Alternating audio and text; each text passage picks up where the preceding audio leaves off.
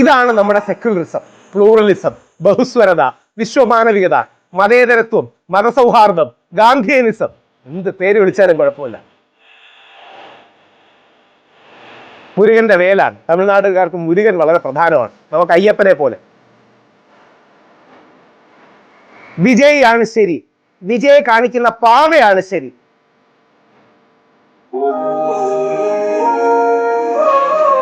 ഇതിനെ എന്ത് പേര് വേണമെങ്കിലും വിളിക്കാം, വ്യത്യസ്ത പേരുകൾ നമ്മൾ വിളിക്കുന്നേ ഉള്ളൂ.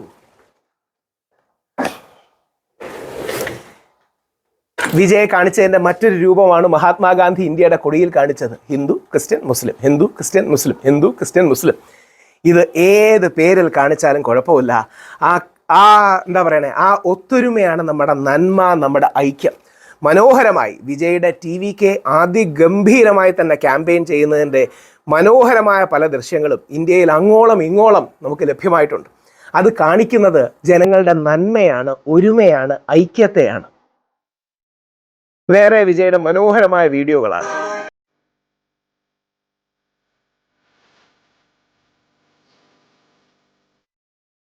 തമിഴ് നമ്മളെ പഠിപ്പിച്ചത് മനുഷ്യത്വത്തെയാണ്. അതാണ് പറയുന്നത്, ആ പാട്ടിന്റെ അർത്ഥം അതാണ്. വിജയ് മുട്ടിലഴിഞ്ഞ്, അദ്ദേഹം ഒരു ക്രിസ്ത്യാനിയാണ്, ക്രിസ്ത്യൻ പള്ളിയിൽ പ്രാർത്ഥിക്കാൻ പോകുന്നതാണ്. റമദാനിൽ മുസ്ലിങ്ങളിലേക്കും ഹിന്ദുക്കളിലേക്കും ഒക്കെ റീച്ച് ഔട്ട് ചെയ്യുന്നതാണ്. ഇതുകൊണ്ടാണ് വിജയ് ജയിച്ചത്.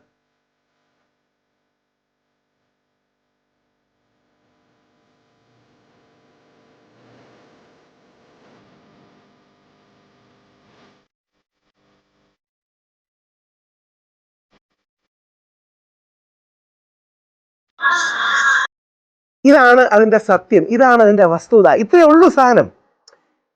ഇവിടെയാണ് ഇനി അടുത്തതും കാണണം, അടുത്തതും കാണേണ്ടതാണ്. ഞാൻ വിജയുടെ ഒരു ആരാധകനായി മാറി. പണ്ടും ആരാധകനായിരുന്നു, ഇപ്പം കുറെ കൂടെ വലിയൊരു ആരാധകനായി. വിജയൻ നല്ലൊരു ക്രിസ്ത്യൻ വിശ്വാസിയാണ്. ഇത് അവിടുത്തെ ഒരു ബസലിക്കയിൽ അവരിങ്ങനെ മുട്ടിൽ പോയി പ്രാർത്ഥിക്കുന്ന അവരുടെ ഒരു വിശ്വാസവും ആചാരവുമാണ്. അത് കൃത്യമായി പാലിക്കുന്ന നല്ലൊരു ക്രിസ്ത്യൻ വിശ്വാസിയാണ് വിജയ്. ജോസഫ് വിജയ് നമ്മുടെ അഭിമാനമാണ്. ഇന്ത്യക്ക് ഇതേപോലുള്ള നേതാക്കളെയാണ് ആവശ്യം. വിശ്വാസിയാണ്, വർഗീയവാദിയല്ല. വിശ്വാസിയാണ്, വിദ്വേഷവാദിയല്ല. ക്രിസ്ത്യാനിയാണ്, ക്രിസംഗിയല്ല. ഇനി എനിക്ക് ഏറ്റവും മനോഹരമായി ഇഷ്ടപ്പെട്ടത് യേശു ക്രിസ്തുവിന്റെ ചിത്രങ്ങളുമായി വിജയ് തമിഴ്നാട്ടിൽ നടത്തിയ ആ യാത്രയാണ്. അതും കാണേണ്ടതാണ്. അതായത് തമിഴ്നാട്ടിൽ 85% നമ്മുടെ ഹിന്ദു ഭൂരിപക്ഷമാണ്. ഏകദേശം തമിഴ്നാട്ടിൽ 6% ക്രിസ്ത്യാനികൾ, ഏകദേശം 6 മുതൽ 8% വരെ തന്നെയാണ് മുസ്ലിങ്ങൾ.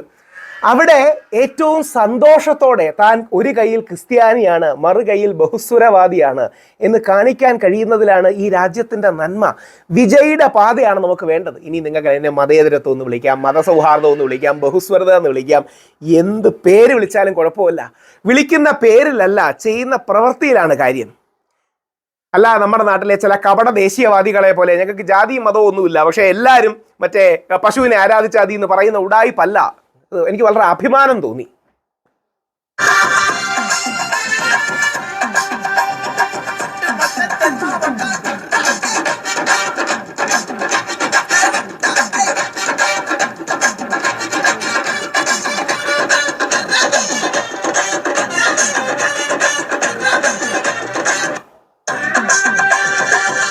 ഇതാണ് നമുക്ക് വേണ്ടത്, ഇതാണ് ഈ നാട്ടിൽ നമുക്ക് വേണ്ടത്.